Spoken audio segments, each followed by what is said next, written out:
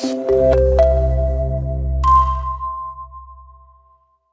Hello മക്കളെ, നമസ്കാരം. Welcome to super notes. ഇന്ന് നമ്മൾ നോക്കാനായിട്ട് പോകുന്നത് RRB ഗ്രൂപ്പ് ഡി എക്സാമിനെ പറ്റിയിട്ട്. അതായത് എക്സാമിന്റെ ആപ്ലിക്കേഷൻ ഒക്കെ സ്റ്റാർട്ടായി. നിങ്ങൾക്ക് 22-ാം തീയതി വരെ ആപ്ലിക്കേഷൻ അയക്കാനായിട്ട് പറ്റും. അപ്പൊ ഇനി പഠിക്കാനായിട്ടുള്ള സമയം കൂടിയാണ്. നന്നായിട്ട് പഠിച്ച് ജോലിയിലേക്ക് എത്താനായിട്ടുള്ള സമയമാണ് ഇനിയും. അപ്പൊ അതിന് വേണ്ടിയിട്ട് നിങ്ങളെ സഹായിക്കുന്ന എങ്ങനെയാണ് നിങ്ങളുടെ പ്രിപ്പറേഷൻ പോകേണ്ടത്, അതായത് എന്ത് പഠിക്കണമെന്നും എങ്ങനെ തുടങ്ങണമെന്നും ഒക്കെയുള്ള ഡൗട്ടുള്ള കുറെ അധികം ആളുകൾ ഉണ്ടാവും. അവരെ ഹെൽപ്പ് ചെയ്യുന്ന തരത്തിലുള്ള ഒരു വീഡിയോ ആയിരിക്കും ഇത്. അപ്പൊ നമുക്ക് നേരെ നമ്മുടെ വീഡിയോയിലേക്ക് പോവാം.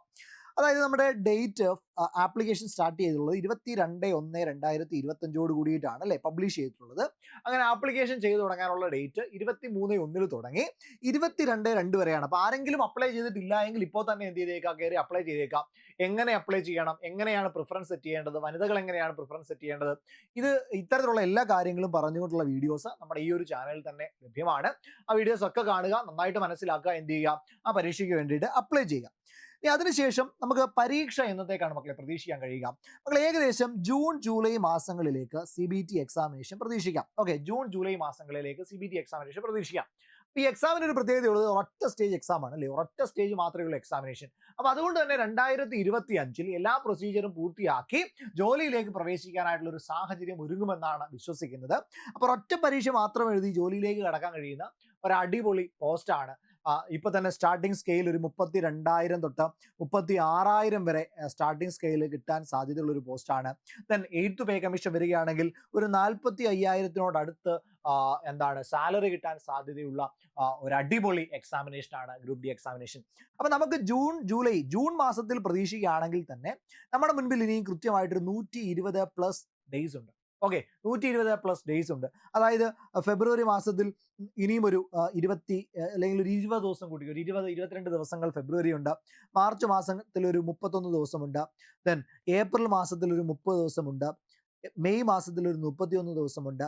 ദെൻ അതിനുശേഷം ജൂൺ മാസത്തിൽ ഒരു 15 ദിവസം കൂട്ടിയാൽ തന്നെ 90, 110, 120+ ഉണ്ട്. അപ്പൊ 120+ ഡേയ്സ് നമുക്ക് കൃത്യമായിട്ട് പ്രിപ്പറേഷൻ കൊണ്ടുപോകാനായിട്ടുണ്ട്. ആ സമയത്തെ നമ്മൾ മാക്സിമം എഫോർട്ട് ഇട്ട് പറ്റുന്നതിന്റെ പരമാവധി പഠിച്ചെടുക്കാനായിട്ട് എന്ത് ചെയ്യുക, ശ്രമിച്ചുകൊണ്ടേയിരിക്കുക. ഓക്കെ അല്ലടാ? അപ്പൊ നമ്മുടെ റിക്രൂട്ട്മെന്റ് പ്രോസസ്സ് ഒന്ന് നോക്കിയാൽ ഇവിടെ ആദ്യം ഒരു CBT എക്സാമിനേഷൻ ആണ്. ഒറ്റ എക്സാമിനേഷൻ മാത്രമേ ഉള്ളൂ, കൂടുതൽ എക്സാംസ് ഇല്ല, ഒറ്റ എക്സാം മാത്രമേ ഉള്ളൂ. ദെൻ അതിനുശേഷം ഒരു ഫിസിക്കൽ എഫിഷ്യൻസി ടെസ്റ്റ് ഉണ്ട്. Then document verification, then medical examination, അതിനുശേഷം അഡ്വൈസ് വരുന്നു, ജോലിയിലേക്ക് പ്രവേശിക്കുന്നു. അങ്ങനെയാണ് എന്ത് വരിക, ഈ ഒരു റിക്രൂട്ട്മെന്റ് പ്രോസസ്സ് വരിക. അപ്പൊ ഇതിന്റെ സിലബസ് പരിശോധിക്കുകയാണ് എങ്കിൽ CBT എക്സാമിന് 90 മിനിറ്റ് ആണ് നമുക്ക് എന്ത് ചെയ്യാം, എക്സാമിനേഷന് വേണ്ടി കിട്ടുക. 90 മിനിറ്റിലായിട്ട് 100 ചോദ്യങ്ങളാണ് ഉണ്ടാവുക. അതായത് 1.5 മണിക്കൂറിലേക്കായിട്ട് 100 ചോദ്യങ്ങളാണ് നമ്മളോട് ചോദിക്കുന്നത്.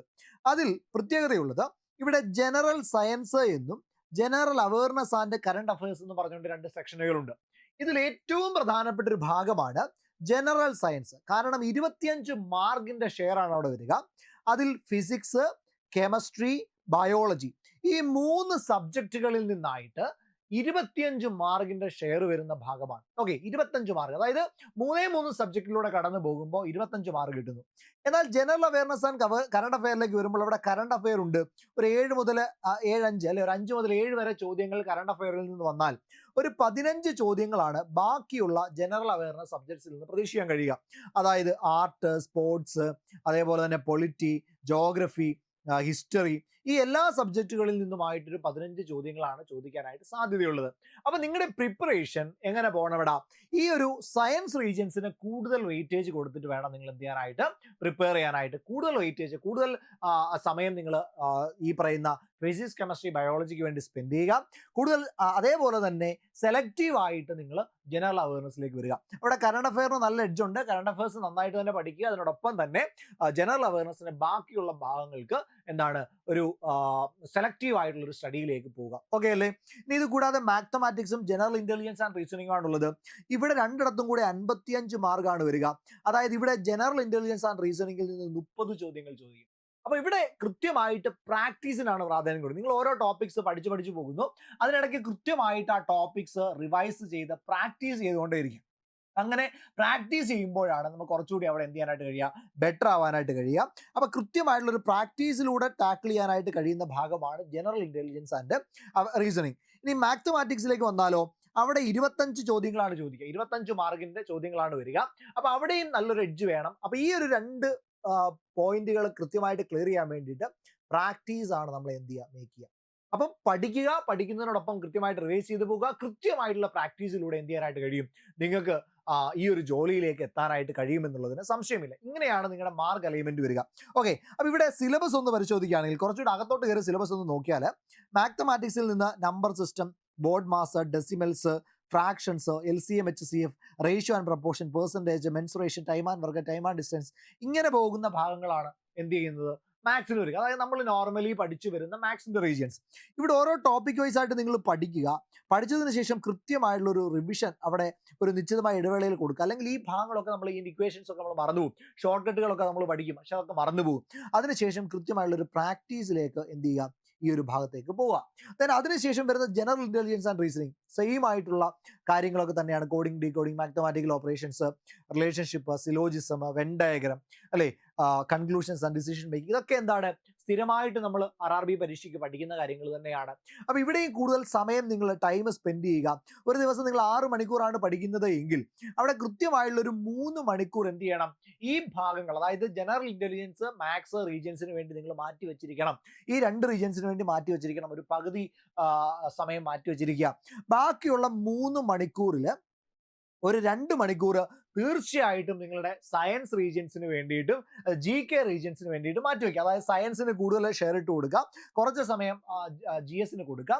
അത് കഴിഞ്ഞിട്ട് പിന്നുള്ള 1 മണിക്കൂർ സമയം നിങ്ങൾ കൃത്യമായിട്ട് പ്രാക്ടീസ് ചെയ്യാൻ വേണ്ടിയിട്ടും അതേപോലെ തന്നെ നിങ്ങളുടെ എന്താണ് മറ്റ് റിവിഷൻ കാര്യങ്ങളിലേക്കും പോകാം. ഞാൻ ഈ പറയുന്നത് നിങ്ങളുടെ പഠന സമയമാണ്. ഇത് കൂടാതെ നിങ്ങൾക്ക് എന്ത് ചെയ്യാനായിട്ട് കഴിയും, ക്ലാസ് ഒക്കെ കാണാനായിട്ട് കഴിയും. ക്ലാസ് കണ്ട് നിങ്ങൾക്ക് പഠിച്ച് ആ കാര്യങ്ങൾ പഠിച്ചു പോകാനായിട്ട് പറ്റും. അപ്പോൾ ഇവിടേക്ക് വരുമ്പോൾ നിങ്ങൾ സ്വന്തമായിട്ട് പഠിക്കുന്ന സമയമാണ് ഞാൻ ഒരു 6 മണിക്കൂർ പറഞ്ഞിട്ടുള്ളതെന്ന് കൂടി ഓർക്കാം. അപ്പം അങ്ങനെ നിങ്ങൾക്ക് മാത്സ് റീസണിങ് ഭാഗത്തിലേക്ക് പോകാം. ദെൻ ജനറൽ സയൻസിലേക്ക് പോയാൽ ഇവിടെ കൃത്യമായിട്ട് പറഞ്ഞിട്ടുണ്ട് ഫിസിക്സ്, കെമിസ്ട്രി, ലൈഫ് സയൻസിലെ 10ാമത്തെ സ്റ്റാൻഡേർഡ് വരെയുള്ള CBSE സിലബസിലെ കാര്യങ്ങളാണ്. അപ്പൊ 10 വരെയുള്ള CBSE എന്ന് പറയുമ്പോൾ കേരളയിലേക്ക് വരുമ്പോൾ അത് എന്താണ്, ആക്ച്വലി 12th വരെയുള്ള പോർഷൻസ് നമ്മൾ പഠിക്കേണ്ടതായിട്ട് വരും.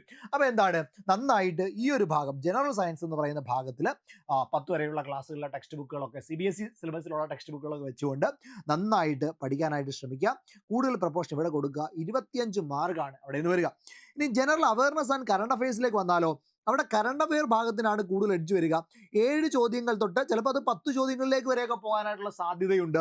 ബാക്കിയുള്ള മാർക്കുകൾ, അതായത് ഒരു 10 മുതൽ 15 ചോദ്യങ്ങൾ വരെയാണ് ഈ പറയുന്ന science and technology, sports, culture, personalities, economics, politics, മറ്റ് സബ്ജക്റ്റുകൾ എല്ലാം കൂടി ചേർത്ത് IT, ജോഗ്രഫി, ഹിസ്റ്ററി, ഇതെല്ലാം കൂടെ ചേർത്ത് എന്ത് ചെയ്യുന്നത്, ചോദിക്കുന്നത്. ഓക്കെ അല്ലേ? അപ്പൊ നമുക്ക് അവിടുന്ന് ഒരു 3 മാർക്ക് അല്ലെങ്കിൽ ഒരു 2 മാർക്ക് ഒക്കെയാണ് ഒരു സബ്ജക്റ്റിൽ നമുക്ക് പ്രതീക്ഷിക്കാനായിട്ട് കഴിയുക. അപ്പൊ ആ ഒരു തരത്തിൽ നിങ്ങൾ ജനറൽ അവയർനെസ്, കറണ്ട് അഫയേഴ്സിനെ കൈകാര്യം ചെയ്യാനായിട്ട് ശ്രമിക്കുക. ക്ലിയർ അല്ലേ? അപ്പൊ ഇങ്ങനെ വേണം നിങ്ങൾ പഠനം ക്രമീകരിക്കാനായിട്ട്. മാത്സ് റീസണിങ് പക്കയായിട്ട് എല്ലാ ദിവസവും സമയമിടുക.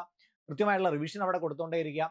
കൃത്യമായ ഇടവേളകളിൽ ജനറൽ അവയർനെസ്സിനും സയൻസിൽ എഡ്ജ് ഇല്ലാത്ത ആളുകളാണെങ്കിൽ നിങ്ങൾക്ക് കുറച്ച് അധികം സമയം സയൻസിനോട് സ്പെൻഡ് ചെയ്യാൻ പറ്റുമെങ്കിൽ സ്പെൻഡ് ചെയ്യുക.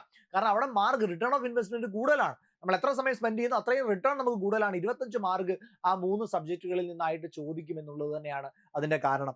അതായത് കൃത്യമായിട്ട് പറഞ്ഞാൽ ഇതിനെ 3ആയിട്ട് ഡിവൈഡ് ചെയ്യുമ്പോൾ ഏകദേശം ഒരു 7 മുതൽ 8 ചോദ്യങ്ങൾ വരെ ഒരു സബ്ജക്റ്റിൽ നിന്ന് ചോദിക്കാം. അപ്പൊ അത്രയും എഡ്ജ് വരുന്ന ഒരു ഭാഗമാണ് എന്ന് ഓർത്ത് വെച്ചേക്കാം. ഇനി ഇതിനു വേണ്ടി നിങ്ങൾക്ക് സ്ട്രക്ചേർഡ് ആയിട്ട് പഠിക്കണം, നിങ്ങൾക്ക് കൃത്യമായിട്ട് സ്ട്രക്ചേർഡ് ആയിട്ട് പഠിച്ചു പോകണം എന്നുണ്ടെങ്കിൽ അതിന് വേണ്ടിയിട്ട് ഒരു അടിപൊളി ബാച്ച് സൂപ്പർ നോട്ട്സിലുണ്ട്. RRB ഗ്രൂപ്പ് ഡിയുടെ സൂപ്പർ ബാച്ച് അവൈലബിൾ ആണ്. ഈ ഒരു ബാച്ചിലേക്ക് നിങ്ങൾക്ക് ജോയിൻ ചെയ്യാനായിട്ട് കഴിയും. ഇവിടെയുള്ള സ്പെഷ്യാലിറ്റി എന്താണെന്ന് ചോദിച്ചാൽ കൃത്യമായിട്ടുള്ള ടോപ്പിക് ബേസ്ഡ് സ്റ്റഡി കാണും. ഓക്കെ, അത് ഇംഗ്ലീഷിലും നിങ്ങൾക്ക് പഠിക്കാം. ഇംഗ്ലീഷിലും ക്ലാസ്സുകളുണ്ട്, മലയാളത്തിലും ക്ലാസ്സുകളുണ്ട്. അപ്പോൾ മലയാളം ഫോളോ ചെയ്ത് വേണമെങ്കിൽ മലയാളത്തിലെ ക്ലാസ്സുകൾ അറ്റൻഡ് ചെയ്യാം. ഇംഗ്ലീഷ് ഫോളോ ചെയ്യുന്നവർക്ക് ഇംഗ്ലീഷിലെ ക്ലാസ്സുകൾ അറ്റൻഡ് ചെയ്യാം. അപ്പോൾ 2 ലാംഗ്വേജിലും എന്താണ് ക്ലാസ്സുകളുണ്ട്. ക്ലാസ് മാത്രമല്ല 2 ലാംഗ്വേജിലും നിങ്ങൾക്ക് എന്ത് കിട്ടുന്നുണ്ടാവും, നോട്ട്സ്, അതേപോലെ തന്നെ എക്സാംസും നിങ്ങൾക്ക് എന്ത് കിട്ടുന്നുണ്ടാവും, ഈ 2 ലാംഗ്വേജിലും എക്സാമുകളും നിങ്ങൾക്ക് കിട്ടുന്നുണ്ടാവും. അപ്പോൾ എന്താണ്, എല്ലാ തരത്തിലും മലയാളത്തിൽ പഠിക്കുന്ന കുട്ടികൾക്കും ഇംഗ്ലീഷിൽ പഠിക്കുന്ന കുട്ടികൾക്കും ഒരേപോലെ തന്നെ നിങ്ങൾക്ക് എന്ത് ചെയ്യാനായിട്ട് കഴിയും, എക്സാമിനെ സമീപിക്കാനായിട്ട് കഴിയുമെന്നുള്ളതാണ് ഈ ടോപ്പിക്കുകളുടെ പ്രത്യേകത. ഓക്കെ അല്ലേ? അപ്പോൾ അത്തരത്തിൽ എന്ത് ചെയ്തേക്കാം, ഒന്ന് ക്രമീകരിച്ചേക്കുക. ദെൻ കൃത്യമായിട്ടുള്ള 200+ അവേഴ്സിന്റെ 200-250+ അവേഴ്സിന്റെ റെക്കോർഡഡ് ലൈവ് സെഷനുകൾ കാണും. അതേപോലെ കൃത്യമായിട്ട് മെന്റൽ സപ്പോർട്ട് കാണും. ലൈവ് സെഷനുകൾ നിങ്ങൾക്ക് കിട്ടും. മോക്ക് ടെസ്റ്റുകൾ, PYQകളൊക്കെ പ്രാക്ടീസ് ചെയ്യാൻ പറ്റും. പറ്റും, കൃത്യമായുള്ള മോട്ടിവേഷണൽ സെഷനുകൾ കാണും.